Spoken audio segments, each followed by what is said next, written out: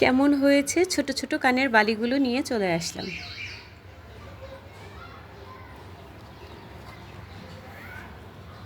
চুড়ির পাশাপাশি কানের দুল না হলে হয়ই না।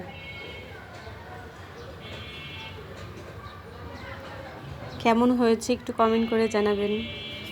কেমন হয়েছে এই দুলটা সবাই একটু কমেন্ট করে জানান। এটার সাথে কিন্তু একটা হাতের রিং আছে, মানে হাতের আংটি আছে। এই যে এটা হচ্ছে হাতের আংটি। সবগুলো হাতের দুল কেমন হয়েছে সবাই একটু কমেন্ট করে জানান। এই দুলটার সাথেও আংটি আছে। এই যে এটার সাথে হলো এটা সেট,